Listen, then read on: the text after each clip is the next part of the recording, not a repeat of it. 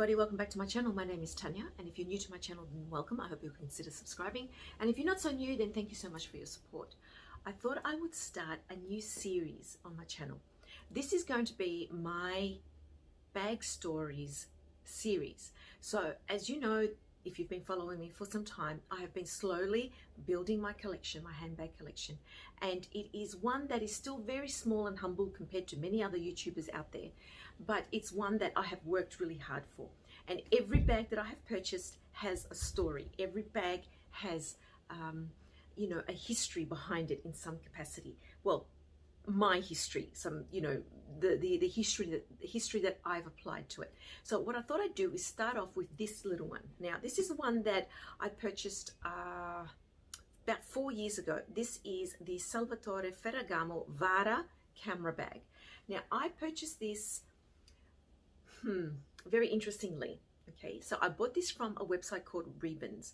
Rebens is an Asian-based website. I think they have a store, a proper brick and mortar store in Singapore, and they have one in Sydney here in Australia, but I have bought quite a few things from them predominantly online. Now they have some pre-loved, which tends to be a little bit expensive, to be honest, but they also have authentic new items which are relatively priced, and they often have sales and so on. So I wanted something like the Gucci Soho that was going around at the time, but I didn't want the Gucci Soho because although it's a beautiful bag, I was noticing on many people's reviews that in that zipper area, the leather is softer, and it sort of tends to warp a little bit, and the leather stretches or folds in, and it just doesn't retain shape. So I thought I wanted something similar. I liked that idea, that concept. So I found this on Rebens. Now, about 5 years ago, I had only just started getting back into the workforce after having had my kids and been home for a very long time to look after them. So I didn't have a lot of disposable income. But what I had done was a large clean out at home of a lot of my old jewelry. Now, I went through a lot of my old jewelry that was given to me when I was a child, by family, by, you know, other extended family as gifts and so on. And it was jewelry that was very dated, and it was gold, and it was jewelry that I just wasn't wearing. So I thought to myself, instead of just keeping it sitting there, not being used because it was old-fashioned and dated, I thought, I wonder what I can do with this gold. And I started exploring the idea of selling that gold, that unwanted gold, obviously for cash. And there are a few places in the city, in Melbourne CBD, who do that. You know, jewelers do that. And it was around about the time when, not that gold was in shortage, but jewelers were wanting to buy gold. So I investigated, and I found a place in the city who offered a decent rate. And I went into the city one day with mum. So I had, you know, all these old earrings and old broken necklaces and broken bracelets and, you know, things like that, bits and pieces that I just wasn't wearing anymore.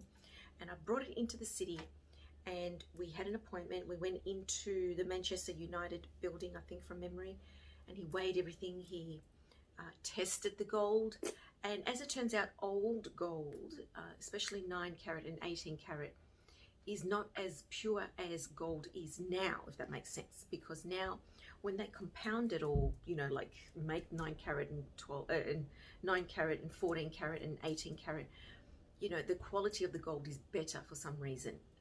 Of course, this was not pure gold because, you know, so long story short, I sold the gold. He weighed it all, he tested it, he removed the quantity of metal, non-gold metal, and worked out the number of grams of gold and offered me a price, and I accepted it. And with that money, I, you know, cashed it in because he gave me a cash check, cashed it in, and I bought this. So that is the story behind my Salvatore Ferragamo camera bag. I haven't used it in the last year or so, but I love this bag. It's beautiful and it's well made, and Salvatore Ferragamo quality is so good. So I really enjoy it. I probably should start using it more, in all honesty. In fact, now that I've pulled it off the shelf, I think I will. So it came with, well, actually came with a beautiful red Salvatore Ferragamo box, which is stored away. It came with a beautiful sort of calico style bag with Salvatore Ferragamo Florence, Italy written on it in a dark, sort of burgundy, dark red color. It's a drawstring bag like this, and it's enough to hold the actual bag. The bow is signature Ferragamo, and this is called the Vara bow. And as you can see here in detail, it's got the gold plaque. It says Ferragamo across there. Does it? Yes, it does. There, that way. And it's just got the thick ribbon.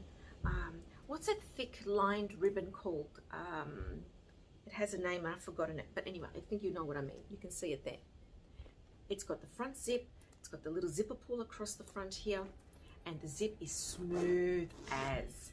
And whenever I wear this bag, I put my phone in here. I tend to leave the zip undone, but you know, that's that. It comes with a beautiful long strap.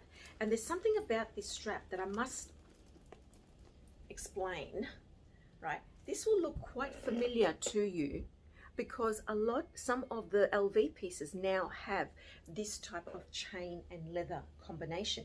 But Ferragamo had this first before LV, and I don't remember which of the LV bags have this particular style chain, and or Chanel. No, I think Chanel's got their own chain, but Ferragamo had it first. And whenever I have seen some people unbox a particular LV bag with this chain, I always write a comment, oh, Ferragamo's got that too, my bag has that, you know. But anyway, I don't know, I feel like I should defend Ferragamo because it doesn't get anywhere near as much love as it should. So stuffing out, and the inside is, oh, there's a coin.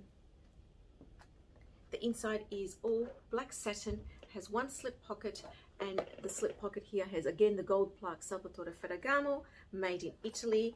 The top of the side flap here is leather trimmed. Zip works like a dream, nice. And the strap is not detachable. It is a fixed strap. It is, how's it fixed inside? It has a rivet inside here, if you can see that dot. So you can't necessarily pull the chain through or anything like that. It is definitely fixed. It is adjustable on this end here. So it's got 5 adjustable settings. It's a durable Saffiano leather here, as you can see. It's got that cross grain across it, and the corners, the sides are all stitched in nicely. So I haven't worn it enough to incur corner wear, but it's a beautiful bag. I really like it. In fact, I think I'll leave it out and start wearing it again because I haven't worn it for quite some time. I have actually put in here my mini pochette, small wallet, sunglasses, and what else? Oh, and my phone. So it doesn't hold a great deal, and it's just a tad smaller than the Gucci Soho Disco, but it is still a very, very highly recommended bag. Well, certainly highly recommended by me. So that's the story behind my Salvatore Ferragamo Vara camera bag. Hope you found that interesting. And this is a series that I intend to continue doing because I enjoy knowing the history behind bags. And let me know what you think. So take care, everybody. God bless, and I'll see you next time. Bye.